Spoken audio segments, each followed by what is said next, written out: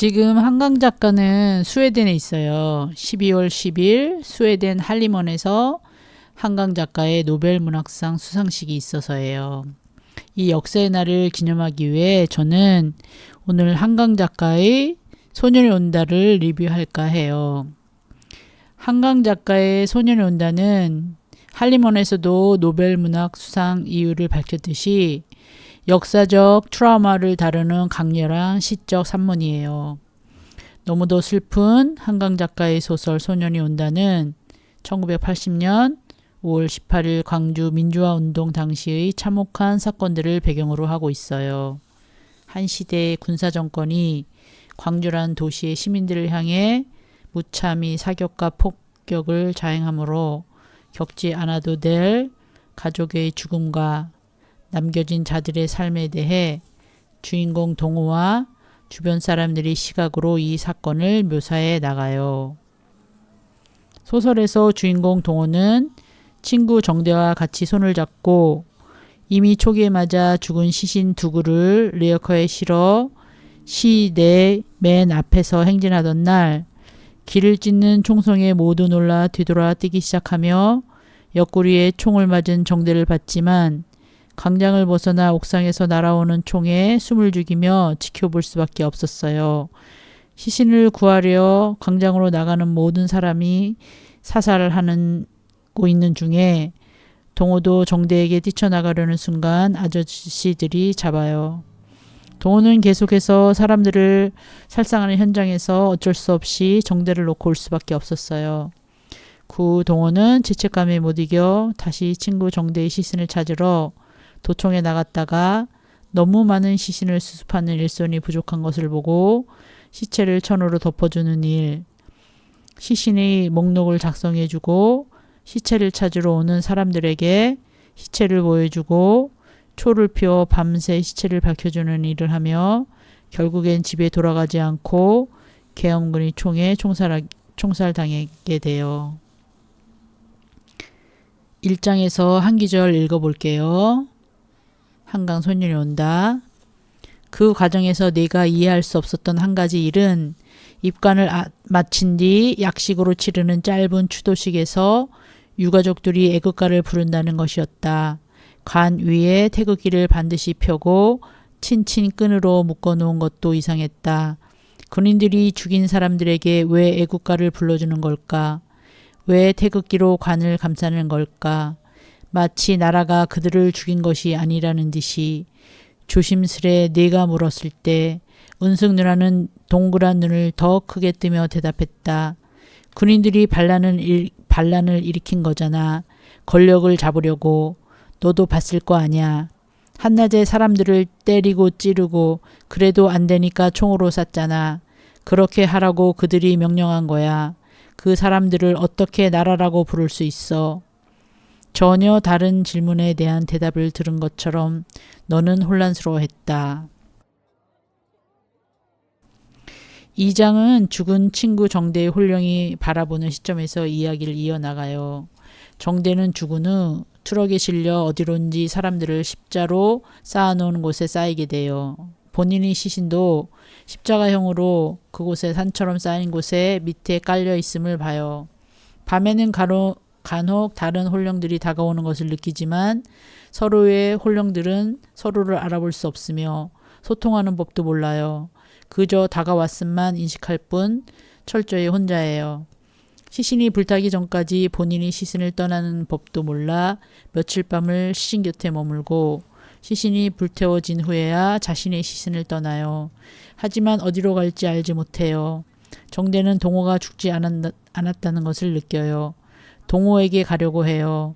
해가 뜨기 전에 도심으로 가는 방향을 찾을 수 있을 거라 생각해요. 하지만 그때는 많은 영혼들이 빠져나오는 인기척을 느껴요. 그때 동호가 죽었다는 사실을 느껴요. 3장은 동호와 도청에서 시신 수습을 하는 것을 도왔던 은숙이 광주 항쟁 이후 출판사에서 일을 하며 생계를 이어가던 중 수배 중인 번역가를 한번 만났다는 이유로 경찰서에서 따귀를 기청 떨어져라 7대를 맞아요. 그녀는 하루 한 대씩 따귀를 잊기로 하지만 결국엔 따귀를 잊을 수 없음을 깨달아요. 매일 도청에 쏟아져 나오는 분수를 보며 도청에 전화를 걸어 벌써 분수를 틀면 안 되잖아요. 얼마나 됐다고, 뭐가 좋다고, 분수를 벌써 트나요. 항변을 해보지만 소용이 없어요. 사장은 광주의 비극에서 살아남은 사람들이 이후 어떤 삶을 살았는지 보여줘요. 민주화 운동에 참여했다는 이유로 체포된 사람들은 장기간 감옥에서 잔혹한 대우를 받으며 육체적, 정신적으로 황폐해져요. 모나미 볼펜을 손가락에 끼어 뼈가 드러나도록 짓누르고 거기에 약솜을 대게 하고 다시 계속 고문이 이어져요. 감옥에서 풀려난 이후에도 사회에서 일자리를 구하는 데 큰 어려움을 겪고 대부분 빨갱이라는 낙인이 찍혀 정상적인 삶을 살기 어려워요. 고문의 기억에서 벗어나지 못한 진수는 사회의 외면과 고문의 후유증, 트라우마를 견디지 못하고 자살로 생을 마감해요. 5장은 미싱사 여공 선주의 이야기예요. 선주는 동우와 강주 항쟁에서 시신수습하는 일을 도왔고 또 군사정권의 여공들이 속옷만 입고 옷을 벗으며 이렇게 항변하면 잡아가지 않을 줄 알았는데 발로 차이고 끌려가서 당하는 고문은 정말 말로 표현하기 힘들어요. 한 구절 소년의 온다에서 읽어볼게요. 30cm 나무가 작은 끝까지 수십 변 후벼 들어왔다고 증언할 수 있을까? 소총 개머리판이 자궁 입구를 찍고 짓이겼다고 증언할 수 있을까? 하열이 멈추지 않아 쇼크를 일으킨 당신을 그들이 병원 종합병원에 데려가 수혈받게 했다고 증언할 수 있는가? 2년 동안 하열이 계속되었다고 혈전이 나팔관을 막아 영구히 아이를 가질 수 없게 되었다고 증언할 수 있는가? 타인과 특히 남자 접촉하는 일을 견딜 수 없게 되었다고 증언할 수 있을까? 짧은 입맞춤, 뺨을 어루만지는 손길, 여름에 팔과 종아리를 내놓고 누군가의 시선이 머무는 일조차 고통스러웠다고 증언할 수 있을까? 몸을 중후하게 되었다고 모든 따뜻함과 지극한 사랑을 스스로 부서뜨리며 도망쳤다고 증언할 수 있는가? 더 추운 곳, 더 안전한 곳으로 오직 살아남기 위하여. 6장은 동호 엄마의 시선에서 이야기해요. 동호의 어머니가 평생 그날의 일을 가슴에 묻고 살아야 했던 이유는 단순히 아들을 잃었다는 슬픔만이 아니에요. 그것은 억울하고 무의미하게 희생된 아들에 대한 죄책감, 당시 시대적 폭력과 억압에 대한 분노, 그리고 끝내 이루지 못한 약속이 주는 상실감이 복합적으로 얽혀있기 때문이에요. 어머니는 시위가 격화되던 광주의 혼란 속에서 아들을 걱정하며 차가 끊기기 전에 반드시 돌아오라고 당부해요. 동호는 어머니 걱정을 덜어주기 위해 그렇게 하겠다고 대답해요. 하지만 그는 정대를 잃은 죄책감에 집으로 돌아가지 않고 태극기로 시신을 덮고 정리하는 일을 계속해요.